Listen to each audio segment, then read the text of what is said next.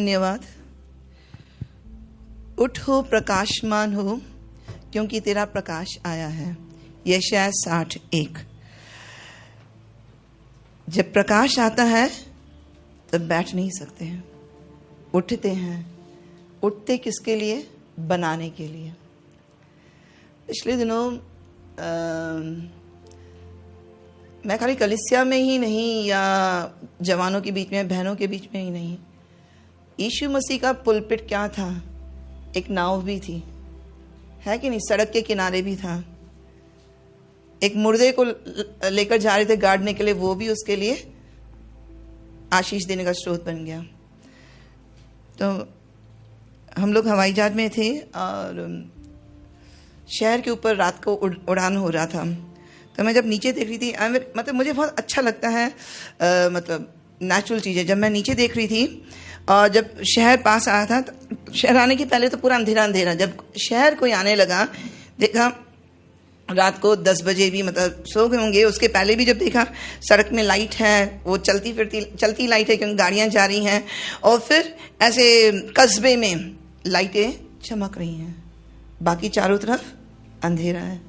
परंतु वो एक गाड़ी जा रही है, वो स्कूटर होगा ऊपर से मैं देखा, या कार है, बहुत ही सुंदर। और घरों में और मतलब जो ऐसे जो व्यवसाय के केंद्र हैं वहाँ सब रोशनी जगमगा रही थी और सुंदर से और ऊपर से मैं हवाई जहाज में थी, नज़ारा इतना सुंदर था, मैंने कुछ फ़ोटो खींचे। पिछले दिनों एक प्रश्न किया था आपके पादी साहब से, तो उन्होंने कहा था कि शहर में बहुत डार्कनेस है, अंधेरा। मैं बहुत उनसे पूछती हूँ, इतने साल हो गए हैं तो हमारा काम क्यों नहीं है? परंतु हम यहाँ पर 30 जने हैं, हम अपनी ज्योति चमकाएंगे, हमारे वहाँ का उजाला उठेगा कि नहीं? और हमारे अंदर आग लगी है। अगर एक इंसान आग लग जाती है तो क्या एक ही जगह रहेगा? नहीं। अगर आपको आग लगे हुए, मतलब जिसको आग लग जाती है गलती से, उसकी अगर साइकोलॉजी मालूम है तो वो जिसके अंदर आग नहीं लगी उसके पास जाएगा अपनी आग को, है ना, और वो आग ऐसे बढ़ती जाती है, फैलती जाती है। यीशु ने हमको 1 साल, 10 साल, 40 साल पहले वो आग लगाई थी। हम ज्योति की संतान बने थे, तो क्या हम वहीं पे बैठे हैं आराम से अपनी कुर्सियों में, अपने घरों में? प्रभु ने बहुत आशीष दी है। उस आशीष में हम धन्यवाद देकर आराधना करना कितना अच्छा लगता है। और पहली बार मैंने शिफा और शैन का आराधना सुना, वेरी गुड, ब्यूटीफुल। तो इतनी अच्छी आराधना, अच्छा एयर कंडीशन हॉल है, कितना अच्छी बात है, प्रभु ने आशीष दी है। पर जो आग लगी है वो दूसरों तक फैलाना है कि नहीं? और मुझे सबसे ज़्यादा डर ये लगता है न्याय के दिन, जब परमेश्वर न्यायाधीश है ना, और जब हिसाब किताब का समय होगा मेरे साथ, जब परमेश्वर कहेगा नहीं जमी तूने बहुत अच्छा करा, अच्छी पत्नी बनी, अच्छी माँ बनी, अच्छी नौकरी करी, एक अच्छी विश्वासी थी। और जब हिसाब किताब करके यीशु मुझे स्वर्ग की तरफ भेजेगा तो मेरे पीछे लाइन में या बाजू में और भी लोग खड़े होंगे और परमेश्वर कहेगा नहीं तुमने यीशु को नहीं पहचाना, नरक में जाओ।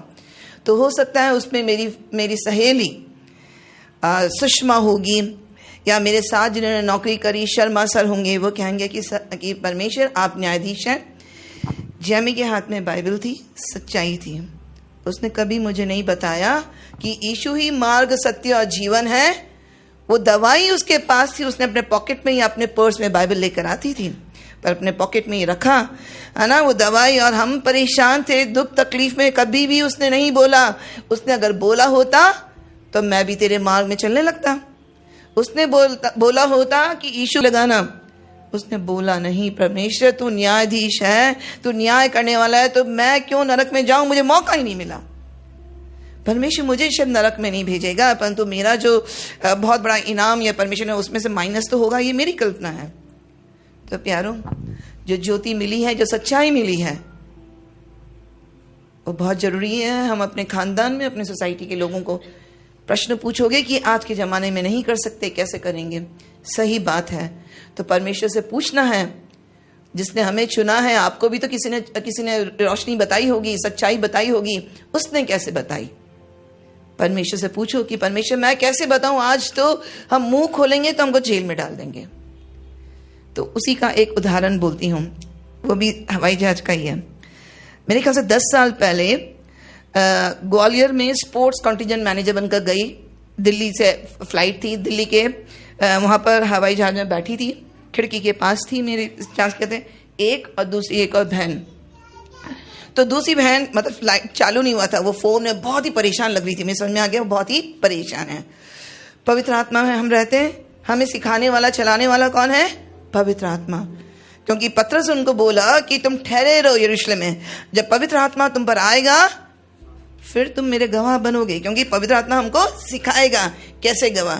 पवित्र आत्मा ने मुझे, उसकी आवाज़ मुझे कोई नहीं आया कि जामी तुम देखो से करो, परंतु पवित्र आत्मा उभारता है, हमारे अंदर रहने वाला है। हमारा शरीर किसका एड्रेस है? पवित्र आत्मा का। पवित्र आत्मा ने अंदर उभारा। मैंने अपना हाथ, उसकी फ्रेंड ने उसको यूँ थपथपाया, तो उसकी जो बीच में जो उसकी सहेली थी उसने कहा कि वो ना बहुत परेशान है, उसके पति का फ़ोन आया है। मैंने कहा कुछ बात नहीं। फ़ोन उसने रखा। आप सोचो दिल्ली एयरपोर्ट है और मैं उसको क्या बोल रही हूँ, पवित्र आत्मा अगर नहीं चलाए तो हम सबसे बड़े दुनिया के मूर्ख कहलाएंगे, परंतु पवित्र आत्मा चलाता है तो मूर्ख होने के लिए भी तैयार होना जरूरी है। मैंने उसका जब फ़ोन खत्म हुआ, मैंने कहा बहन मैं आपके लिए प्रार्थना कर सकती हूँ क्या? मैं नहीं जानती वो किस मतलब बैकग्राउंड की पृष्ठभूमि क्या है, कुछ भी नहीं मालूम। और यहाँ आजू बाजू लोग हैं, ये 10 साल पहले की बात है, अब तो ऐसे हम और भी नहीं कर सकते। तो मैंने कहा मैं प्रार्थना कर सकती हूँ क्या? उसने कहा करो। मैंने प्रार्थना करी, क्या शब्द थे मुझे याद नहीं। प्रार्थना के बाद उसका रोना शुरू। फिर उसने रोते रोते बोला कि मैं अमेरिका गई थी, 10 दिन भी नहीं हुए मेरे पति का फ़ोन आया कि मैं तुझे डाइवोर्स देने जा रहा हूँ, तो मैं मेरी फ्रेंड के साथ 10 दिन के अंदर अमेरिका से लौट रहे हैं। अब मुझे नहीं मालूम क्या होगा, मुझे उसकी कहानी नहीं मालूम। मैंने कहा प्रार्थना करा है, परमेश्वर काम करेगा। जब फ्लाइट अहमदाबाद में लैंड होगा आप जरूर आपका पति आएगा लेने जाना। नहीं नहीं नहीं नहीं, वो इतना ऐसे कैसे बोल सकता है मुझे, मैं नहीं जाऊँगी। मैंने कहा नहीं अब जाना। लैंड हुआ, मैंने उसका नंबर लिया, वो उसको ने मैं देखा नहीं, वो अपने पति के साथ चली गई होगी। बाद में उसका फ़ोन आया, कहती मुझे आपसे मिलना है। और उसी समय मैं केशव नगर में आपके पास आपके जो पापा हैं, शायद उस समय बिनी भी रहता था या नहीं, उनके यहाँ थी। तो मैंने कहा मैं अपने पास्टर अंकल के यहाँ पर वहाँ जाऊँ। वो पास्टर वहाँ पर आई बहन, और फिर पास्टर अंकल थे, उन्होंने पूरा हमको सुसमाचार सुनाया। 2 बार हमारे चर्च में भी आई और एक बार हम लोग भी उसके यहाँ गए। कहने का मतलब एक आत्मा ने सुसमाचार सुना, बाद में वो फिर चर्च में आएंगे, हम लोग गए, मेरे पास एड्रेस नहीं था, फिर जो भी हो, पर मैंने पवित्र आत्मा ने बोला तो मैंने उसका कहना माना। मूर्ख होने के लिए, लज्जित होने के लिए तैयार हो गई। वो मेरा पुलपिट था। और ये एक ही नहीं, ऐसे हजारों, 1000 तो नहीं बोलूंगी। जब भी पवित्र आत्मा उभारा है, हमने पवित्र आत्मा के साथ क्या करना है?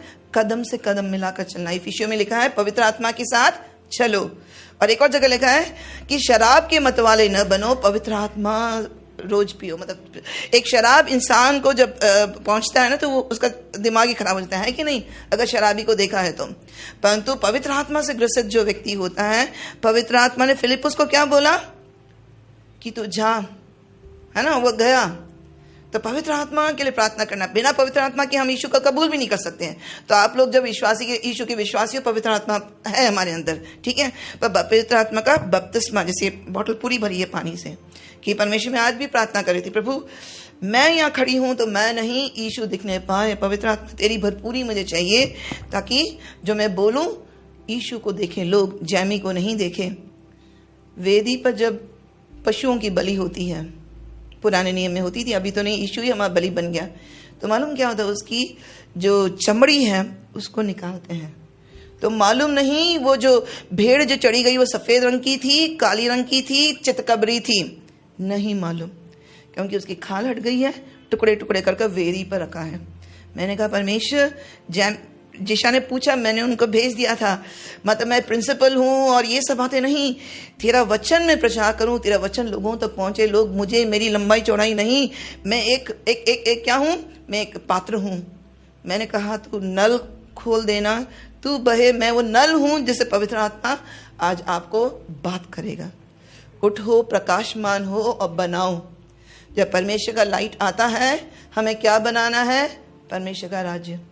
जब पतरस और चेलों ने यीशु को कहा कि यीशु तुम्हें प्रार्थना करना सिखा, यीशु ने क्या कहा? हे हमारे पिता, तू जो स्वर्ग में है, तेरा नाम पाक माना जाए, नंबर 1, तेरा राज्य आए, तेरी इच्छा जैसे स्वर्ग में पूरी होती है वैसे ही पृथ्वी पर पूरी हो। वो प्रार्थना मैं जब कलीसियाओं में जाती तो मैं देखा ये प्रार्थना करते हैं, मैंने भी रोज वो प्रार्थना करती हूँ। कहते हैं प्रभु मैं मेरे पति मेरे अपने आप को निछावर करती हूँ तेरे चरणों में, बच्चों को भी लाती हूँ जिन लोगों के लिए प्रार्थना तेरे नाम को हमेशा पाक माना जाए, उठाने वाले हो। और फिर मैं प्रार्थना करती हूँ साइबेरिया, आज संडे है ना, साइबेरिया से तो आराधना शुरू हुई, सबसे पूर्वी इलाका, साइबेरिया के पूर्वी इलाके से अलास्का के पश्चिमी इलाके तक, आर्कटिक से एंटार्कटिक। और भारत का मैप है तो लेह लद्दाख से लेकर कन्याकुमारी तक, कच्छ और थार से लेकर अरुणाचल के रिमोटेस्ट पार्ट तक, हिस्से तक तेरा नाम उठने पर आज आराधना हो रही है।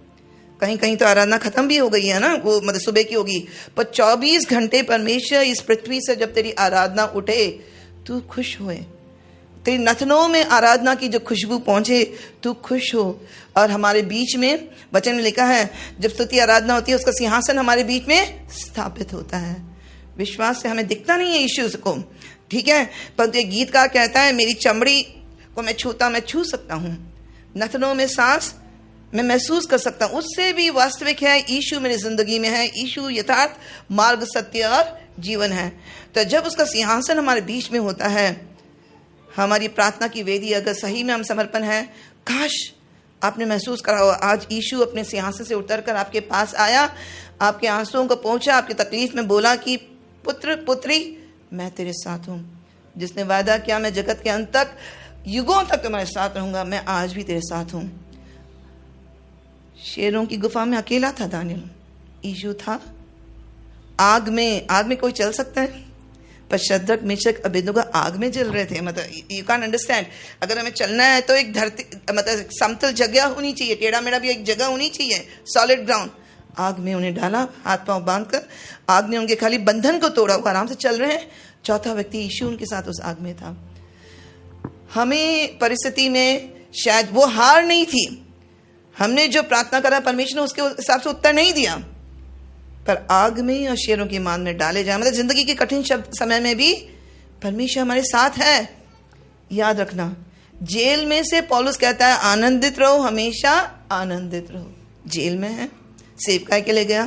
तो ये जो वचन मैं पढ़ती हूँ ना, मेरी बुद्धि समझ में नहीं आता। जब मैं अपने हस्बैंड से मतलब बहुत ही भक्त व्यक्ति हैं, मैं क्या मानती हूँ, उनसे कहती मैं प्रिंसिपल बनी कि मेरे हस्बैंड को कि ये समस्या का मतलब मुझे चैलेंज है, लोग सुनते नहीं हैं, कैसे मैं काम करूंगी, प्लीज मेरे लिए प्रार्थना करना। तो मेरे हस्बैंड का एक ही तकिया कलाम होता, जैमी हर बात में धन्यवाद करो। मैं अपने हस्बैंड से कह रही हूँ कि मेरी समस्या है, तो मैंने सोचा मैं कहेंगे चिंता मत कर, ऐसे होता है, ये शब्द बोलेंगे ना। उनका एक तकिया कलाम, क्योंकि वो बाइबल को शाब्दिक लेते थे और वही जीवन जीते थे। इनकम टैक्स में कमिश्नर बनकर रिटायर हुए, जो इतने ऊंचे पौधे, और मैंने देखा उनकी जिंदगी सही में हर बात में धन्यवाद। क्योंकि हम हर दिन कहते हैं प्रभु ईश्वर मैं अपना जिंदगी तेरे हाथ में सौंपता हूं। अगर हमने उसके हाथ में सौंपा है तो उसके जाने बगैर हमारी जिंदगी में कुछ आ सकता है नहीं। अगर कठिन आग में से गुजरना है, परमेश्वर नहीं अलाउ करा है। अगर पानी में से भयंकर बाढ़ का समय है तो उस पानी पर चलने के लिए भी परमेश्वर की यीशु की बुलावट हुई, तो पतरस चलने लगा कि नहीं, तो वो है। तो मैंने कहा, और मुझे फिर गुस्सा आया, मैंने कहा मैं कुछ पूछ रही हूँ, आप कह रहे हैं कि हर बात में धन्यवाद दो।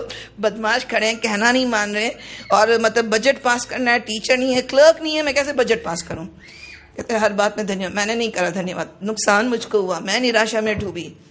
और फिर मुझे समझ में आया अपनी हार से, अपनी चैलेंजेस से, कि जब परमेश्वर का वचन जो लिखा है ना, अगर वो हम लेने लगें, मैं रोज बाइबल पढ़ती हूँ, प्रार्थना करती हूँ, उसके बिना मेरी जिंदगी शुरू नहीं होती है। परंतु जब चुनौतियां देखते हैं तो वचन सब उड़ जाता है ना। प्रैक्टिकल जिंदगी जीना उस समय नहीं आया। जिंदगी में खूब थपेड़े खाए, हार खाई, फिर बाद में सीखा। हम जो पढ़ते हैं, इसके वचन में क्या लिखा है, दिन रात ये तेरे मुंह से अलग न होने पाए। सीक्रेट ऑफ सक्सेस लाइफ लोग किताब लिखते हैं कि सफलता के रहस्य, सफलता का रहस्य ये है, वचन 112 में लिखा है, जो वचन को पढ़ता है, उस पर मनन करता है और वचन से आनंदित होता है। क्या हम वचन पढ़कर आनंदित होते हैं? तो उसकी संतान, वो हमारी जिंदगी का हमने एक धैर्य वो बना दिया, तकिया कलम वाक्य, उनकी संतान फलवंत होगी, अच्छे अच्छे मुकाम पर पहुंचेगी। अगर हम जो वचन पढ़ते हैं सुबह मैं नहीं पूछूंगी आपसे, मैं जब वचन पढ़ती हूँ, एक दिन मैं बहुत खुश हुई, मैंने कहा जोचन मुझको ना वो सीक्रेट प्लेस कहते हैं ना, कि वो रहस्यमय स्थान मुझे मिल गया है। और वो गीत गाते थे कोरोना के समय और सब रहस्यमय स्थान, तो कहते क्या है, मैंने कहा मत्ती 6 अध्याय का 6 में लिखा है कि जब तुम प्रार्थना करो अपने घर कमरे में जाकर द्वार बंद कर अपने पिता से जो गुप्त में है प्रार्थना कर, और लिखा है और तेरा पिता जो गुप्त में देखता है तुझे प्रतिफल देगा। इंग्लिश में लिखा है सीक्रेट प्लेस। तो क्या करना है, अभी तो ये है अपन को सामूहिक प्रार्थना करनी है, पारिवारिक प्रार्थना करनी है, पर इसलिए मैं, क्योंकि अब रिटायर हो गई, मैं रात को उठने लगी। रात को मतलब जब कोई डिस्टर्बेंस नहीं है, कोई बोलेगा नहीं कि चाय बना दे, कोई फ़ोन नहीं आएगा, रात को 12 बजे कोई फ़ोन आएगा नहीं। गुप्त स्थान में मैंने प्रार्थना शुरू करा, मेरी ज़िंदगी बदल गई। मैं और मेरा पिता, मैं और मेरा यीशु, पवित्र आत्मा, और फिर वो वचन से बोलने लगा, मेरी ज़िंदगी बदल गई। ठीक है, ये तो गवाही बोली, पर तो समय चला जाएगा। ये इसलिए बोलना चाहती हूँ, आज जो आप मुझे देखते हो, जिंदगी में बहुत सी चुनौतियाँ, बहुत से हार जीत देखकर आए हैं, और इसलिए मैं कहना चाहूँगी कि प्रिय भाई बहनों, उस यीशु को प्यार कर लो, उसका कहना माना। कितना वो प्यार करता है हमसे। मैंने यीशु से पूछा, यीशु तू जो स्वर्गदूतों की आराधना ग्रहण करता था, कैसे तूने हमारे लिए, इंसान के लिए 9 महीना एक गरीब मतलब एक औरत के पेट में चढ़ा रहा? मतलब आई कांट अंडरस्टैंड। 9 महीने यीशु, जैसे हम पैदा हुए वैसे वो एक औरत के पेट में 9 महीना। वो तो परम परमेश्वर है, ऐसे ही झटके से पैदा हो सकता था कहीं पर भी इंसान बनकर। जब वो पैदा हुआ तो उसके पास कुछ भी नहीं था। कैसे उसको जब पैदा हुआ उसको ऐसे कपड़े में लपेट कर वो चरनी में डाल दिया, मेरा यीशु। और जब उस पर थूका गया, गाली बका गया, सहत आ गया। वो एक झटके में सेना तैयार थी कलवरी पर। तो हम क्यों नहीं, थोड़ी अपनी जिंदगी में परेशानी आती है, दरवाजे खुलते नहीं है, बंद दरवाजों के लिए। मुझे परमेश्वर ने सिखाया, जब दरवाजे बंद होते धन्यवाद दो। मैं अपने भाई को बोल रही थी, तो कहते जैमी जब दरवाजे बंद होते तो परमेश्वर तुम्हारी प्रोटेक्ट कर रहा है, तुम्हें रक्षा कर रहा है, वो दरवाजे में नहीं प्रवेश करना है। एक बच्चा जो होता है ना, जैसे यहाँ ये छोटा बच्चा है, उसके पापा को बोला कि पापा मुझे कल स्कूल में जाना है, ड्राइंग का स्केचबुक कलर्स चाहिए। पापा कहते हैं ला दूंगा। फिर वो 10 बार पूछेगा, नहीं। पापा ने कहा मैं कल ला दूंगा, तो विश्वास करता है। वो हमारा पिता है कि पिता मुझे ये ज़रूरतें हैं। पिता कहता है तुम मांगोगे दिया जाएगा, शायद अलग रूप में देगा, उसका टाइमलाइन भी अलग होगा, आज नहीं कल नहीं। पर मैंने खुदा को बोल दिया तेरी मर्जी। हम प्रार्थना में क्या कहा था, तेरी मर्जी खुदा, तेरी मर्जी। एक है ना जिद। अब इसने ठंडी के मौसम में जिद करी, मम्मी मुझे आइसक्रीम चाहिए। मम्मी को मालूम है वो आइसक्रीम खाएगा टॉन्सिल पकड़ेगा, जिद करने लग गया, लोट लगा लिया, नहीं करता, अच्छा बच्चा है। तो माँ बेचारी, उसका दिल पसीज जाता है, आइसक्रीम देता है, उसका गला बंद। उसकी इच्छा पूरी करी, माँ को मालूम था गलत था। कभी कभी हम बहुत जिद करते हैं, हट करते हैं। वचन में लिखा है परमेश्वर ने इसराइलियों की सुनकर उनको दे दिया। तो मैं पिता से बोलती हूँ कि पिता, अगर मैंने जिद करा किसी बात के लिए, तेरी मर्जी नहीं है तो मुझे मत देना। मुझे तेरी सिद्ध इच्छा में ही हमारी सुरक्षा है। ठीक है, जो बाइबल में जो प्रार्थनाएं है ना, बहुत सामर्थ्यशाली है। आज की रोटी हमें दे। तो मैं वो यशायाह 11:2 में लिखा है, बुद्धि की आत्मा, ज्ञान की आत्मा, ईश्वर के भय की आत्मा, उन आत्मा कहते प्रभु आज मुझे प्रिंसिपल के रूप में काम करना है, आज मुझे लेक्चर देना है, आज मुझे यहाँ संदेश देना है। तेरी आत्मा, तेरी बुद्धि और ज्ञान की आत्मा से मुझे अभिषेक कर, ताकि जब वचन प्रचार करूं लोग यीशु को देखने पाए। तो ये है कि उठना है प्रकाशमान, क्योंकि हम किसकी संतान हैं, ज्योति की संतान है। मालूम है ना वचन सारे। तो ज्योति की संतान है। जब हम यीशु को जानते हैं, वो यूहन्ना 12:35 और 36 में क्या लिखा है, यूहन्ना 12:35 और ये बहुत फास्ट मतलब करते हैं, बहुत अच्छा। यीशु ने उनसे कहा, ज्योति अब थोड़ी देर तक तुम्हारे बीच में है, जब तक ज्योति तुम्हारे साथ है तब तक तुम चलो, ऐसा न हो कि अंधकार तुम्हें आ घेरे। और उसके बाद 36, जब तक ज्योति तुम्हारे साथ है, ज्योति पर विश्वास करो कि तुम ज्योति के संतान हो। यह बात कहकर यीशु चला गया, उनसे छिपा रहा। तो यीशु मसीह हमारे साथ है, और हम किसके संतान हैं, ज्योति की। तो ज्योति हमारे ऊपर प्रकट हुई है। और एक और सुंदर है, इफिसियों 5:8, इफिसियों 5:8, क्योंकि तुम तो पहले अंधकार थे परंतु अब प्रभु में ज्योति हो, सो ज्योति की संतान की नाई चलो। जो ज्योति में होता है तो वो क्या होता है, एकदम प्रकाश में रहता है। ज्योति में तो खुश रहेंगे, आत्मा के फल, तकलीफ है, परेशानी है। मुझे समझ में आया, मेरे बचपन की जो फोटोज में बहुत दुखी चेहरा था। जो कभी भी स्कूल में फोटो होती तो एकदम दुखी, कॉलेज की फोटो दुखी, क्योंकि मैं अपनी परिस्थितियों को देखकर दुखी रहती थी। और मैंने ये नहीं सोचा कि परमेश्वर मेरे साथ है। परमेश्वर जिसने पृथ्वी को, आकाश पृथ्वी को बनाया, कहता है मैं, तुम मेरे हो, मैं उसकी हूं। उसमें खुश रहना चाहिए ना। हम आंधी तूफान को देखेंगे, पतरस के समान डूब जाएंगे। एक चमत्कार में पानी में चल रहा था, आंधी तूफान को देखा, डूब गया। और मैं क्यों दुखी थी? मेरे पापा अच्छे पियकर थे, अच्छी अच्छी गालियां बोलते थे। हम यूथ मीटिंग से आते, क्वायर से आते, पापा पीकर अच्छी गालियों से स्वागत करते थे। और मेरा जिंदगी ऐसा लगता था अगर दुनिया में नरक है तो वो मेरा घर है। 2 भाई थे। जब पापा के अच्छा मूड होता था, पीकर टन हो जाते, भाई लोग भाग जाते, अपने यूथ लीडर्स के पास जाते। मैं लड़की थी, अकेली लड़की थी। पापा मुझे एक जेल जैसे ही लगता था। मुझे लगता था मेरी जिंदगी कभी आगे बढ़ नहीं पाएगी। लोगों की शादियां होने लगी, मेरे से छोटी की शादी हुई, मुझसे बड़ी की शादी हुई। मैंने कहा हमारे घर में पापा ने बपतिस्मा लिया, फिर वापस पीने शुरू कर दिया। उस एक आदत से, यही कहना है, एक आदत किसी की भी हो, वो मतलब एक व्यसन है, उसने न केवल पापा की जिंदगी को बिगाड़ा, हमारी जिंदगी भी नरक कर दी। मम्मी प्रार्थना करने वाली थी, कलीसिया के लोग प्रार्थना करने वाले थे, मैं भी प्रभु में मजबूत थी, परंतु पापा का सब देखती। एक बार टाइम जरा एक कहानी सुनाती हूँ, मजेदार है। सुबह मम्मी उठाया कि चलो चर्च जाना है। मैं उठी नींद में, हम तीनों भाई बहन एक जगह सोए थे। ब्रश करा, आंख खोली, मेरी एक चोटी इतनी लंबी लटक रही है, एक आधी ही है, कटी हुई है, समझ रहे हो, एक लंबी चोटी और एक चोटी। मेरे पापा को मैं 2 चोटी, मतलब दुनियादारी बहुत देखी उन्होंने, और अच्छे पोस्ट में थे। उन्होंने मेरा क्या काम होता था, पापा संडे को भी पीकर झूमते हुए कलीसिया में पहुंच जाते। हाँ, तो वो तो अच्छी बात नहीं थी, संडे था। मेरा काम था, पापा की बोतल भरी होगी, मैं खाली कर देती या बोतल उठाकर फेंक दी। रात को मैंने यही कहा, बोतल खाली कर दी। पापा सुबह उठे, बोतल ढूंढा, खाली। कौन करता है ये? जैमी ही करती। मेरे भाई बहन छोटे थे मुझसे, दोनों भाइयों 5 साल और 2 साल छोटे थे। पापा गए, हम सब सो रहे हैं, लाइन में हम तीनों सो रहे हैं। पापा गुस्सा चढ़ा, आज इसको मजा चखाना पड़ेगा। और 2 चोटी, मतलब वो नहीं, उन्होंने कैंची ली, एक चोटी काट दी। मैं गहरी नींद में पता ही नहीं पड़ा। सुबह उठी तब ब्रश करी, देखा एक चोटी लंबी। में समझ गई पापा ने और क्यों करा। बहुत तमाशा किया, चिल्लाई करी। उस दिन संडे नहीं गई, चर्च नहीं गई। तो क्या मेरी जिंदगी अंत हो जाती? पढ़ने में होशियार थी, एनसीईआरटी स्कॉलरशिप थी मुझको, परंतु 1 मार्क से 2 मार्क से मेरिट में जो लिस्ट निकलती थी, लोग अगर सोचते जैमी मतलब पूरे राजस्थान में टॉप करेगी या लिस्ट में आएगा, मेरिट में आया। मुझसे 3 रैंक वाली लड़की 10वें नंबर पर आई। कॉलेज में गई, 1 रैंक से मेरा मेरिट छूटता गया। लोगों ने लेबल लगा दिया, अनलकी है। मतलब अनलकी को क्या कहेंगे हिंदी में? बदनसीब है, बदनसीब है। क्यों? पापा पीते, पापा ने प्रभु को जाना, फिर भी वो आदत के कारण उसका श्राप है।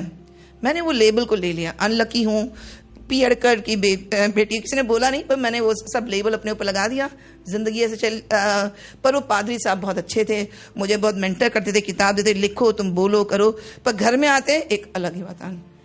पर इतना बोलेंगे, कितना भी लेबल हो, कितना भी आपको लगे आप बदनसीब हो, एक प्रार्थना करने वाला व्यक्ति होगा। मेरी मम्मी बहुत प्रार्थना करती थी, प्रभु को प्रथम स्थान देती थी, और मेरी जिंदगी बदली। एक बहुत ही अच्छा मतलब व्यक्ति से मेरी शादी हुई। वो भी इसलिए, मेरी मम्मी फर्स्ट मिशनरी ट्रिप के लिए पास्टर आंटी बहनों की सब लेकर जाती थी। साउथ गुजरात में, महाराष्ट्र में मिशन वर्क करती थी। मम्मी भी गई, और उधर से मेरे हस्बैंड के पादरी साहब भी आए गांधीधाम से। सूरत में मिले, दोनों आदान प्रदान हुआ कि एक लड़का है, एक लड़की है। वो लोग आ गए 1 हफ्ते बाद देखने। और मैंने ये सोचा था, जिस लड़के से मेरी शादी हुई, मैं बोलूँगी पापा पीता है, तुम्हें शादी करनी है तो करो। पर प्रभु जब काम करता है ना, ये प्रभु की तरफ से था, तो हमको बोलने का भी बात, मतलब 89 की बात है, बात करने का भी समय नहीं दिया। उन्होंने जेम्स से पूछा तुम्हें लड़की पसंद है? उनको जो सिखाया गया था, उन्होंने कहा मैं 3 दिन उपवास प्रार्थना करूंगा। उन्होंने कहा टाइम नहीं, अभी बोलो। हाँ बोल दिया। MA BEd कर रही थी। मुझसे आकर पूछा तुम्हें लड़का पसंद है? मुझे पापा ने, मम्मी ने बताई था, मुझे समझ में नहीं आया मैं क्या जवाब दूं। उन्होंने कहा लड़के ने हाँ कर दिया। मैंने कहा लड़के ने हाँ करी, उसकी इंसल्ट नहीं होनी चाहिए, मैंने भी हाँ कर दी। जाकर अनाउंस कर दिया, ऐसे शादी हो गई। शादी हुई, बाद में मालूम पड़ा कि ये तो बहुत ही सज्जन व्यक्ति है। मैं एक मिशनरी बनने के लिए आपको तैयार कर रही थी और मैंने देखा मेरे हस्बैंड फ्री टाइम होते या तो बाइबल पढ़ते हैं या प्रार्थना करते हैं। जी, मेरे भाई लोग पूछते हैं जीजा जी कहाँ है, मैं कहती हूँ या तो बाइबल पढ़ रहे हैं, प्रार्थना कर रहे हैं। परंतु मैंने उनकी जिंदगी, परमेश्वर ने मुझे ऐसे एक अच्छे इंसान से शादी कराई क्योंकि उसकी जिंदगी वचन और प्रार्थना उपवास से शुरू होता था और मेरे जिंदगी में आत्मिक डिसिप्लिन वो नहीं था। परमेश्वर एक बहुत अच्छा खानदान दिया। एक प्रार्थना करने वाली एक जना काफी है। या आप भी प्रार्थना करोगे, प्रभु मेरे दरवाजे नहीं खुल रहे, कब दरवाजे खुलेंगे? परमेश्वर अपने टाइम पर दरवाजा खोलेगा। और 36 साल हो गए हमारी शादी के, प्रभु ने इतनी बेशुमार आशीष दी क्योंकि हमको सेवका ही करना था और हमें नहीं मालूम था हमसे, क्योंकि हम दोनों नौकरी में लग गए। सरकारी नौकरी लगी थी जिसमें अपन प्रचार भी नहीं कर सकते हैं। हम लोग प्रार्थना करने लग गए। प्रभु ने हमको अच्छे लोगों से मिलाया, रात भर हम प्रार्थना करते हैं एंड लाइक दैट बच्चे बड़े हो गए। वो सब बड़ी बात नहीं है, बड़ी बात यह है कि हमने प्रभु को प्रथम स्थान दिया, उसकी ज्योति हम पर चमकी। हम जहां पर भी थे प्रभु के नाम को ऊंचा उठाने की कोशिश करी। और अब दरवाजे, पिछले संडे में अपने वो उदयपुर चर्च में पास्टर ने कहा कि जमी कि आप आओ। मेरे को उदयपुर चर्च जहाँ पली बड़ी 10 साल, वहाँ पर अंतर्राष्ट्रीय वुमेंस डे में मुझे खड़े होने का प्रचार मौका मिला। कल एमपी में एक ऑनलाइन प्लेटफॉर्म है जहाँ 50 बहनें इकट्ठी होती हैं, 5वीं बार वहाँ पर प्रचार आज ये। तो जब परमेश्वर का समय आता है ना, वेट करना कि प्रभु ने अंदर कुछ दिया है तो प्रभु वो मौका देगा। उससे प्रार्थना करना कि प्रभु तू दे या ना दे, मैं तेरी आराधना जरूर करूंगी। तू दे ना दे, मैं आत्माओं के लिए प्रार्थना करूंगी। आपको मालूम है 1600 पादरी लोग, विश्वासी लोग जेल में हैं, 1600। और उसमें से कभी मम्मी भी चली जाती है तो बच्चे कहीं कहीं अनाथ बेघर। मणिपुर में अभी भी टेंट्स में रहते हैं, रेफ्यूजी कैंप में। हम लोग बहुत अच्छी तरह रहते हैं। कुछ नहीं तो आधा घंटा प्रभु मैं पीड़ित लोगों के लिए प्रार्थना करूंगी, मेरे सोसाइटी के लिए प्रार्थना करूंगी।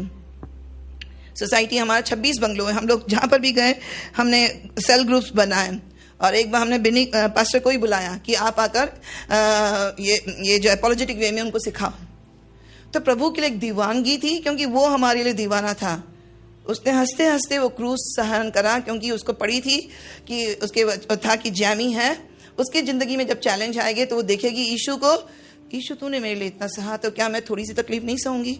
क्या कहूंगी? घुटने टेकूंगी, प्रार्थना करूंगी आधा घंटा 1 घंटा। अब तो रिटायर हो गई।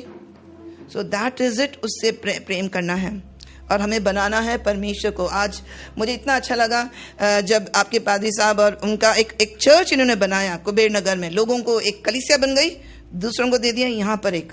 तो ये उनकी बुलाहट है कि इस एरिया यहाँ के लोगों को जब इन्होंने बोला तो मुझे भी समझ नहीं आया एक अच्छा चर्च उन्होंने क्यों छोड़ा। वहाँ के लोग बन गए, वहाँ पर लीडरशिप दे दी यहाँ पर। तो ये इनकी बुलाहट है। अच्छे आराम से रह सकते हैं, परंतु परमेश्वर जो हमें बुलाता है ना, वो जंगलों में तूफानों मत। अपने यहाँ पर कितने, मैं आज हमने गाना गाया ना, हजारों जुबानें। मैंने कहा प्रभु 1000 नहीं, यहाँ पर लाखों जनता है अहमदाबाद में। कैसे वो जानेंगे? मुझे नहीं मालूम यहाँ कोई कॉलेज में पढ़ने वाला बच्चा है कि नहीं। कॉलेज में, आपके स्कूल्स में, आपके ऑफिस में, कॉर्पोरेट वर्ल्ड में, जहाँ पर भी नौकरी करते हैं, कोई पूछेगा कि आप इतने शांत से क्यों हैं? आपके बॉस ने आपको इतनी गाली दी है, इतना डांटा है, फिर भी आप शांत क्यों हैं?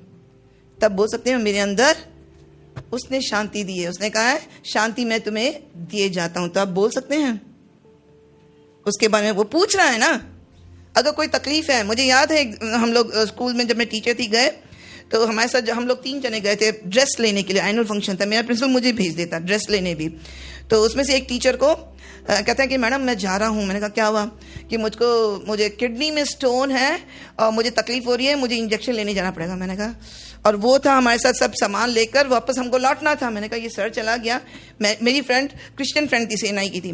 मैं कभी ऐसे प्रार्थना कभी करा ही नहीं और मुझे था कि सर चला गया था, आज का काम हमारा गया। मैंने कहा सर, और ये सीजी रोड में वो ड्रेस वाला क्या है हायर करते हैं। तो मैंने कहा सर, और मैं ये भी नहीं कहूँगी पवित्र आत्मा ने बोला, और सर मुझे एक विश्वास क्या दृढ़ निश्चय। मैंने कहा मैं आपके लिए प्रार्थना करूं? तो कौन में ले गया। मैंने कहा मैं कोई चंगाई सभा भी नहीं करती, कुछ भी नहीं करती। मैंने कहा प्रार्थना करा, उनको राहत मिली। हमने काम कर स्कूल में आए। उसके बाद यूरिन में उन्होंने पत्थर पास किया। और वो हमारे कलीसिया में आकर उन्होंने गवाही दी कि ये मैडम ने प्रार्थना करी, यूरिन में पत्थर निकला। मैं कोई मिरेकल सभाएं ये नहीं करती, परंतु मुझे उस समय परमेश्वर ने हिम्मत दिया। तो क्या अपने कि वचन में लिखा है ना कि जब तुम मेरे गवाह होंगे तो ये चिन्ह तुम्हारे पीछे पीछे आएंगे। पर हमें मूर्खता नहीं करनी है, परमेश्वर को अपने को जानना है, पहचाना है और अपने लोगों के लिए प्रार्थना करना। प्रभु हजारों हजारों जुबानें जब उस समय गाएंगी ना, तो मेरे दोस्त लोग भी जिनके साथ कैंटीन में मैं खाना खाता हूँ, मेरे जिनके साथ नौकरी करता हूँ, जिनके साथ मैं कॉन्फ्रेंस में जाता हूँ, वो भी उधर होने चाहिए, वो भी वहाँ पर होने चाहिए। तो क्या सुसमाचार को हमारे पास दवाई हमने अपने जेब में छुपा कर रखा है? नहीं, हम बुद्धि और ज्ञान से, पवित्र आत्मा तू हमें गवाह बना कि मैं अपने बॉस को कैसे बोलूं। मेरा बॉस ट्रांसफर होकर जा रहा था, मैंने हस्बैंड से कहा हम लोग केवी में सब लोगों से के लिए प्रार्थना करने जाते हैं। अपने भारतीय लोग क्या है, भगवान को ढूंढने वाले हैं, खोज करने वाले, मना नहीं करते। हम गए, गिफ्ट दिया, एक बाइबल भी दे दी। उन्होंने कहा क्या? मैंने कहा बाइबल है। वो हिंदू बॉस बोले गेदाम सर कि मैडम मेरी बेटी एमडी कर रही है, डॉक्टरेट पढ़ रही है, वो रोज बाइबल पढ़ती है, मुझे बाइबल में से सुनाती है। I was shocked. परमेश्वर ने हिम्मत दिया उनको जाकर वचन देने के लिए। ऐसे ही जहां पर भी जाए परमेश्वर की आत्मा से, प्रभु तू मुझे ले जा और सुसमाचार सुनाना है, गवाही है ना। जरूरी नहीं कि चर्च पुलपिट में, कहीं पर भी अपने दोस्तों के साथ बात करा, तकलीफ है, मम्मी के तक क्यों नहीं आए लेट, मम्मी को तकलीफ थी, क्या हम प्रार्थना कर सकते हैं? मना नहीं करेंगे। और फिर प्रभु ऐसे करता है, उठो प्रकाश मानो, परमेश्वर के राज्य को बनाना है ना। हमारे यीशु जल्दी आएगा तो बनाना है। और हम देखते हैं शुरू में सबसे पहले ये बनाने का काम किसने किया? उत्पत्ति 1 में। मैं फास्ट जाऊंगी। उत्पत्ति 1 में परमेश्वर ने क्या कहा? पृथ्वी कैसे थी? आकाश और पृथ्वी की रचना करी। और पृथ्वी की अवस्था क्या थी? बेडोल, सुनसान और अंधियारा। फिर परमेश्वर ने क्या करा? उसने बोला, परमेश्वर था और उस गहरे जल के ऊपर पवित्र आत्मा मंडरा रहा था और बोला। और यूहन्ना में लिखा है आदि में वचन था, वचन परमेश्वर के साथ था, वो वचन ही परमेश्वर था। तो परमेश्वर पिता, पुत्र और पवित्र आत्मा तीनों ने मिलकर जब बोला करा तो बेडोल, सुनसान, अंधियारा से भरी हुई पृथ्वी बनती गई। 5वें दिन तक क्या हो गया? 6ठे दिन तक, यह हमको कहानी मालूम है ना। परमेश्वर ने बोला और आकाश के पक्षी, समुद्र की मछलियां, सब परमेश्वर बोलता गया। क्या आपकी जिंदगी में या आपके पड़ोसी की जिंदगी में अंधेरा है, बेडोल है, समझ में नहीं आती, सुनसान है, अकेलापन है? वचन को बोलो, वचन को बोलो, मनन करो कि परमेश्वर तेरे वचन। शैतान जब कहता है कि ये बीमारी, मुझको एक ट्यूमर हुआ, ब्रेन ट्यूमर, तो मुझे मालूम था कि परमेश्वर ने मुझे शांति दी कि मैं ऑपरेशन थिएटर में मरूंगी नहीं। परमेश्वर, आज ये बाल भी नहीं थे, मुंडी हो गई पूरी, ठीक है। तो परमेश्वर का वचन है और मुझे मालूम है परमेश्वर ने मुझे एक बुलाहट दी है, वो पूरा कर कर ही परमेश्वर मुझे ले जाएगा। तो ये वचन पर पकड़ कर रखना है। तो हमारा अकेलापन, हमारा सूनापन, अंधियारा, जब आप बोलोगे वचन से, ठीक है, वो हटेगा। मेरी मम्मी का ब्रेन ट्यूमर ऑपरेशन हुआ, एकदम वेजिटेबल कंडीशन हो गई थी। बोला वो चल नहीं पाएंगे, पैरालिसिस हो जाएगा, कुछ ना कुछ गड़बड़ होगा। मम्मी ऑपरेशन के बाद 14 साल जी, चल चल कर पड़ोस सारी सोसाइटी में जाकर वचन सुनाती थी। मैंने 10 घंटे मम्मी का ऑपरेशन चला, मैं वहाँ पर CMC लुधियाना में, मैंने अपने आप को एक रूम में बंद कर लिया। सारी दुनिया में प्रार्थना हो रही थी। वो मम्मी बाद में लोग, डॉक्टर ने, उससे तो रिकवर हो गई। उनके बाल इतने लंबे, मेरी मम्मी के जो बाल कटे थे 2 बार हुए, इतने लंबे परमेश्वर ने दिया, इनके कमर तक के नीचे तक बाल आते थे ऑपरेशन के बाद। और फिर बाद में मम्मी के सेल्स खत्म होने लगे पाँव के। डॉक्टर ने कहा, ऐसे पकड़ पकड़ चलती थी कि फिर हाथ के भी, और फिर बेड रिडन हो जाएंगे। डॉक्टर ने रिपोर्ट बोला सही है, हकीकत है। पर मम्मी उठकर वचन पढ़ने वाली थी, निकल जाती। मैं कहती मम्मी सुबह सुबह मत जाओ, लोग स्कूल जा रहे हैं, नौकरी जा। मम्मी जाती, जो घर खुला होगा वचन बोलेगी, प्रार्थना करेगी, लोग इज्जत देते, उम्र वाली माता जी हैं। तो क्या हम बेशर्म होकर परमेश्वर के लिए गवाह बनेंगे? आज की दुनिया बहुत मतलब खराब है, कंप्लेन भी हो सकती है। प्रभु हम क्या करें? हम प्रार्थना करेंगे लोगों के लिए। हमारे पड़ोसी हैं, जब भी प्रॉब्लम होती है, भैया जी आओ प्रार्थना करो। उनका कोई बीमार है, हॉस्पिटल में चलो भैया जी, हॉस्पिटल ले जाओ। अब भैया मतलब मेरे हस्बैंड और हम लोग प्रार्थना करते हैं। फिर भी उनके यहाँ मूर्ति है, सब है। उनको ये मालूम है कि ईसाई लोग प्रार्थना करते हैं, उनकी प्रार्थना में दम है। हमने अपना अब हम लोग उनको जाकर सुसमाचार भी सुनाया, अब बताया, उसके साथ रही। उस दिन उसके हस्बैंड नहीं थे, उसने कहा मेरे यहाँ आकर सोओगी, डर लगता है। मैं 2 दिन रही, तीसरे दिन इसने कहा मैं अब अपने आप रह सकती हूँ, क्योंकि मुझे रात को नींद नहीं आई थी। मैंने वहाँ बांधा, मैंने कहा मैंने तुम्हारे लिए प्रार्थना करी है। क्या हम यीशु के लिए मूर्ख होने के लिए, लज्जित होने के लिए खड़े हो सकते हैं? लोगों ने कहा मूर्ख है, ठीक है। और जब वचन में लिखा है जब चेलों को मारा और पीटा तो उन्होंने अपने आप को सौभाग्य समझा कि यीशु के लिए दुख उठाने के हम लायक हो। जब उनकी संपत्ति लुट गई, उन्होंने लुटने दी। वो लोग कैसे अलग तरह के थे।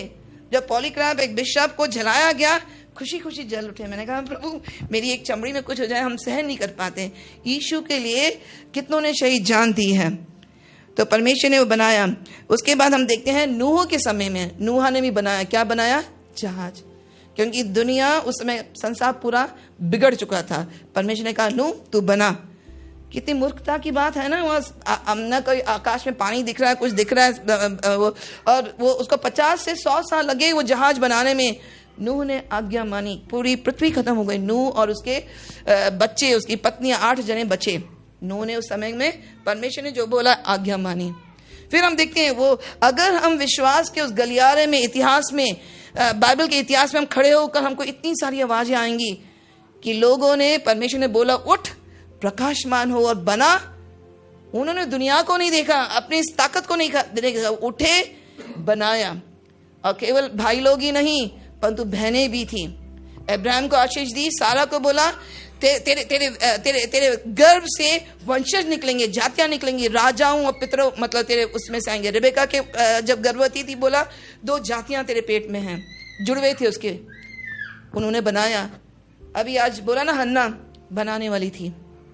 और वचन में लिखा है, नीति वचन 14:1 पढ़ा है, मालूम है नीति वचन 14:1 बहने? एक बुद्धिमान स्त्री, हर बुद्धिमान स्त्री अपने घर को बनाती है, पर मूढ़ स्त्री उसको अपने ही हाथों से ढा देती है। मैं हमेशा प्रार्थना करती, प्रभु मैं वो बुद्धिमान स्त्री होने पाऊं जो, और वो मूढ़ स्त्री नहीं जो मैं चक चक चक चक करती, मेरा आदमी परेशान हो जाए, मेरे से बात ही नहीं करे ना। मुझे बुद्धिमान स्त्री घर को बनाती है। और फिर एक और जगह लिखा है कि हमारी बेटियां है ना, वो किसके जैसे होनी चाहिए? 144 भजन में, वो पिलर्स के समान, जो पिलर को क्या कहते हैं? खंबे के समान। मतलब 2 दीवार को जोड़ता है ना खंबा। जब बेटियां, मेरी 2, एक ही बेटी, उसकी शादी हो गई तो 2 खानदानों को जोड़ता है। वो एक दूसरी कलीसिया में जोड़ने वाले, हमारे बच्चे हम जोड़ने वाले बने। आपके पास्टर साहब को, आपके भाइयों को, आपके पिता जब टेंशन से आते हैं, मेरे हस्बैंड आते तो जेनी जेनी अपनी बेटी का नाम लेते थे। और अभी पोती भी हो गई हमारे। तो हम बनाने वाली बनेंगी, घर को बनाएंगी, कलीसिया को बनाएंगी, अपने पतियों के लिए, अपने बच्चों की हिम्मत को बढ़ाने वाली हम होंगी। बनाना है, क्योंकि हमारे अंदर सूनापन नहीं है, अंधकार नहीं है। हम ये नहीं कर सकते हम खाली हैं, हमें कुछ नहीं आता। यीशु की सामर्थ, पवित्र आत्मा की सामर्थ, उसी ने तो पतरस को बदला। वो पतरस जो 3 बार इनकार करा, पवित्र आत्मा की सामर्थ आई तो खड़े हो गया, प्रचार करा। एक प्रचार में 3000, दूसरे प्रचार में 5000। वो बदल गया क्योंकि पवित्र आत्मा की सामर्थ आई थी। हमारा डर कौन हटाएगा? वो पवित्र आत्मा जो गहरे जल के ऊपर मंडरा रहा था। पृथ्वी बदलती गई। प्रभु तू मेरे जिंदगी में मंडरा, मेरे अकेलेपन, सुनेपन, अंधेरेपन को जो मैं समझ में नहीं आता। मैं कहती हूँ पिता तुझे समझ में आता ना, काफी है। हमें हर प्रश्न का जवाब नहीं मिलेगा। एक छोटे बच्चे को सब कुछ मालूम है क्या? नहीं। वो भरोसा करता है कि मेरी माँ ने, मेरे पापा ने जो बोला वो हो जाएगा। तो मुझे नहीं, मेरी बुद्धि सीमित है, मेरे देखना दृष्टिकोण सीमा है। मेरा पिता को मालूम है जैमी को क्या चाहिए, उसको कहाँ जाना है। वो जब देता है ना तो बहुत ज्यादा, बस पकड़ कर रखना उसके विश्वास को। एक बहन के बारे में बताऊंगी जिसको एक ही जगह लिखा है और उसने 3 शहरों को बनाया। मालूम है क्या कोई बहन 3 शहर को बना सकती है पुराने नियम में? पहला इतिहास 7:24, पहला इतिहास 7:24।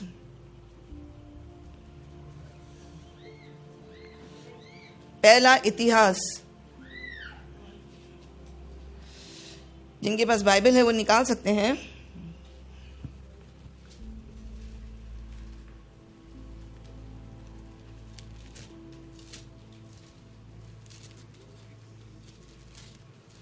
खोला? हाँ। और उसकी पुत्री शेरा थी, इंग्लिश में SH ERAH, शेरा थी। नाम भी देखो हिंदी में कितना मजबूत। जिसने निचले और ऊपर वाले दोनों बेथरोन नाम नगरों को और उजनेशरा को दृढ़ कराया। ये शेरा का नाम पहली बार मुझे जोसेफ के बड़े भाई जेम्स ने एक बार बोला था, उसको अपनी बेटी का नाम शेरा रखना है। मैंने कहा कहाँ? तो उसने कहा एक ही जगह बाइबल में लिखा, मैंने भी पढ़ा पिछले दिनों जब मैं ये वचन तैयार कर रही थी। तो बिल्डर्स, तो शेरा, और इसका अगर पृष्ठभूमि में जाए, क्योंकि मैंने पढ़ाई करी, तो वो जब पैदा हुई तो अच्छी परिस्थिति नहीं थी, बहुत दुख तकलीफ में, वो हम नहीं जाएंगे। उसकी परिस्थितियां अच्छी नहीं थी शेरा का जब जन्म हुआ, परंतु जब समय आया ये शेरा ने 3 शहर बनाए, और वो भी मतलब राजाओं के मतलब इतिहास में। परमेश्वर ने आपको बनाया है बहनों, भाई लोगों। एक औरत जब बच्चे को जन्म देती है, ऐसा लगता है 40 हड्डियां टूट जाती हैं, इतना दर्द से एक बच्चे को जन्म देती है। ठीक है। और मेरी बेटी से मैं ये बात करती हूँ, उसकी शादी हो गई, कहती है मैं नॉर्मल डिलीवरी नहीं करूँगी, मैं इतना दर्द सहन नहीं कर पाऊंगी। जोक की बात है। पर मैंने कहा जेनी, 2 बच्चे मैंने पैदा किए। पहले ज़माने में मेरी मम्मी के 3 थे, पहले 9, मेरे पापा 9 भाई बहन थे, एक औरत। 9 महीने उसने पेट में संभाला। 1-2 किलो का वेट हम 2 दिन नहीं रख सकते, मतलब 1 घंटे से ज़्यादा नहीं रख सकते। औरत को बनाया है। मेरे हस्बैंड मजाक करते, तू हड्डी की बनी, मैं मिट्टी का बना। मैं कहती हूँ वो हड्डी भी आपकी ही है। तो परमेश्वर ने हमको बहुत स्ट्रांग बनाया है। वो प्रसव वेदना कोई भी नहीं कर सकता है। तो परमेश्वर की योजना आपके लिए महान है। फिर एक और मैं एक जोक जो बोलती हूँ हस्बैंड को कभी, कि यीशु को पृथ्वी में आने के लिए किसी आदमी की जरूरत नहीं थी, एक औरत की जरूरत थी। 9 महीना वो मरियम के गर्भ में रहा। कहने का मतलब यही है कि ये हमको घमंड करने की बात नहीं, परंतु परमेश्वर के सामने आदमी औरत दोनों सेम है। परमेश्वर कहाँ औरत को उठाता है, कहाँ आदमी को अपने काम के लिए उपयोग, जो उसके लिए समर्पित है। शेरा ने 3 शहरों को बनाया, और वो आसान नहीं था। वो बहुत ही एक विजनरी थी, क्योंकि वो अगर ये एक अलग ही एक प्रचार का विषय हो जाएगा। मैं इतना ही कहकर मैं यहाँ छोड़ूंगी, क्योंकि जो शहर बनाए ना वो बहुत ही ट्रेड सेंटर के बीच के थे, और बाइबल में है। डोरकस के बारे में सुनो, लिडिया, जैसे मुझे मालूम पड़ा यहाँ बिजनेसमैन भी हैं, वेमेन भी हैं। लिडिया जो थी वो बैजनी के वस्त्र बेचती थी, और वो पहली यूरोप में जब पौलुस गया वहाँ पर वो उसने उद्धार पाया। वो अपने घर में उसने प्रार्थना चलाती थी।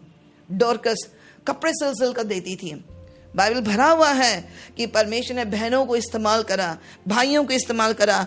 आज हमने गाया एक दाऊद तो छोटा था, है ना, राजा डर गया, सेना डर गई। वो दाऊद के भाई लोग भी थे उस सेना में 3, वो भी डर गए।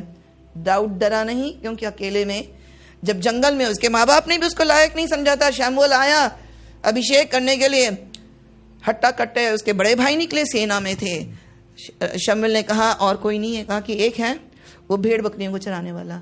उसकी कोई गिनती भी नहीं थी कि घर में कोई VIP संत आया है, शमूएल आया है कि उसको बुलाने के लिए।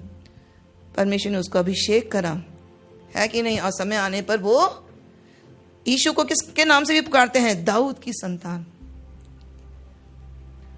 इतना बड़ा बनाया। तो परमेश्वर बस हमें क्या करना है, ये वचन पर पहला अपने दिन की शुरुआत या रात को या 24 घंटे में से हम कितना समय परमेश्वर के वचन को देंगे, उसको आत्मसात कर देंगे, और हम कहेंगे कि कुछ भी हो जाए मेरे बाल भी गिने हुए हैं, है कि नहीं। हमको पता ही नहीं पड़ता, हमारे आंसुओं को कुप्पी में रखता है। आंसू गिर गए, सूख गए, शर्ट की कॉलर में या तकिए में, कोई हिसाब नहीं है कितने हैं, परंतु परमेश्वर जो कहता तो है उसका भी हिसाब किताब देने का समय आएगा। और परमेश्वर बच्चों से, मतलब हम उसके बच्चे हैं, तो अभी जैसे शारोन और शिफा दोनों के लिए इसके माता पिता बराबर देंगे कि नहीं, बराबर यत्न करेंगे। तो हम मतलब गुजराती हो, बंगाली हो, मलयाली हो, और क्या कोई भी अगर हम परमेश्वर के साथ लगे रहेंगे तो उसकी सारी आशीषें हमारे लिए हैं। पर उसका प्रकाश हमारे ऊपर आया, हमें उठना है। कितनी बार हमको समझ में नहीं आता, कितनी बार आलस कर जाते हैं, कितनी बार जैसे मेरी नौकरी खत्म हो गई अब आराम करना है, नहीं। प्रकाश है परमेश्वर की आत्मा का, उठकर चमकना है, बनाना है उसके राज्य, उसके लिए चमकना है ना। तो ये मैं कहूँगी, और उससे बहुत अधिक प्रेम करना है। और परमेश्वर ने कहा था जो बनाया था आदम हवा को कि इन सब के ऊपर डोमिनेट करना है, कि आकाश के पक्षियों के ऊपर उन सबको संभालना है। तो ये पृथ्वी को संभालना, अभी लोग बात कहते हैं कि ये हमारा जिम्मेदारी है, तो परमेश्वर की पहली ही आज्ञा थी कि तुम इनके ऊपर संभालो, इनके ऊपर राज्य करो, परंतु पाप के कारण सब चला गया। है कि नहीं? तो हमें अपनी परिस्थितियां जो भी आती हैं उनको हम शैतान जब झूठ बोलता है ना कि तेरा पिछला जीवन देख, तो किस बात का कर रहा है? तो कहना पिछला जीवन परमेश्वर ने माफ कर दिया है, अब परमेश्वर के रिकॉर्ड से वो सब डिलीट हो गया। अब मैं यीशु की ज्योति में चलती हूँ, अंधकार में मैं नहीं चलती, मैं ज्योति में चलती हूँ, ज्योति की संतान हूँ। शैतान एक बार एक प्रभु के दास प्लम्बर थे, स्मिथ विगल्सवर्थ, उन्होंने 18 लोगों को मुर्दों से जिलाया, प्लम्बर का काम करते थे। पवित्र आत्मा आया, बदल गया। एक बार सो रहे थे तो उनको कुछ अजीब लगा, उन्होंने उठकर देखा, तो ये मैंने उनकी किताब में पढ़ा, शैतान तू बैठा है मेरे पाँव के पास। हम होते तो डर जाते हैं, उसने कहा ठीक है, वो मुड़कर सो गए। शैतान आए उनके कमरे में, उनको डर नहीं लगा, क्योंकि वो ज्योति की संतान है, परमेश्वर का वचन उनके पास है, कोई हथियार तेरे विरुद्ध सफल नहीं होंगे। जब शैतान हमारे कान में फुसफुसाता है ना, हवा को कैसे करा, बहकाया। आज भी हम बहनें बहकावा में आ जाती हैं, इमोशंस में बह जाती हैं। परमेश्वर कहता है तुम मेरे लिए अनमोल है। एक और बात बोलेंगे, जब मुझे देखकर लोग कहते हैं ये मम्मी जैसे लगती है, मेरे भाइयों को देखकर कहते हैं पापा जैसे लगते हैं। परमेश्वर ने हमें अपने स्वरूप में बनाया। कोई कुछ भी बोले, तो काली है, तो मोटी है, अब मेरा भी पेट बढ़ रहा है, थायराइड डिटेक्ट हुआ है, तो कहना परमेश्वर ने मेरे स्वरूप, उसके स्वरूप में मुझे बनाया है। मुझ में भले ही मैं काला हूँ, नाटा हूँ, कुछ भी हूँ, भले मेरे चेहरे में दाग हैं, ये स्मॉल पॉक्स हुए थे, मुझे दाग हैं, मतलब मैं उसकी हूँ, है ना। मेरे बच्चे कहते हैं मेरा बाप कमिश्नर, मेरा बाप ने तो आसमान और पृथ्वी बनाई, आकाश के पक्षियों को समय पर आहार देने वाला मेरा पिता है, मैं उसका अब्बा पिता डैडी कर कर बोलती हूँ। और यीशु ने मुझसे इतना प्रेम किया कि सब कुछ छोड़कर आ गया। आज हमारा सबसे बड़ा वकील कौन है? यीशु। मैं कहती हूँ I love him so much. मैं कहती हूँ यीशु, कितनी बार हम उसके आज्ञा नहीं मानते। यीशु कहते पिता एक मौका और दे, वो मेरा वकील है। शैतान कहता देखो देखो परमेश्वर, शैतान पहुंच जाता है ना स्वर्ग में, अय्यूब के समय भी पहुंच गया। देखो ये जैमी को आपने इतनी आशीष दी, परंतु वो आपके रास्ते पर नहीं चल रही है, अभी भी उसके अंदर में बहुत कड़वाहट है, बिटरनेस है, क्षमा नहीं कर पाती। मेरा यीशु वहाँ वकालत करता है कि नहीं खुदा, उसको एक और मौका दो, मैं थोड़ा और खुदाई करूँगा, थोड़ा और मैं खाद डालूंगा। अगर यीशु हमारे लिए वकालत नहीं करता तो हम कब के खत्म हो गए होते। उस यीशु से प्रेम करके उस यीशु की ज्योति को दूसरों तक पहुँचाएंगे तो परमेश्वर हिसाब किताब के समय हमें दुख नहीं होना पड़ेगा। और मुझे बहुत तकलीफ होती है कि यीशु जब न्याय के दिन, जब यीशु मुझे देखकर रोएगा कि जैमी तुझे मैंने इतना सब कुछ दिया था, तूने फल नहीं लाई, तूने 60 गुना क्या 30 गुना भी फल नहीं लाई, वो नहीं होना है। परमेश्वर आप लोगों को आशीष दे। आमीन।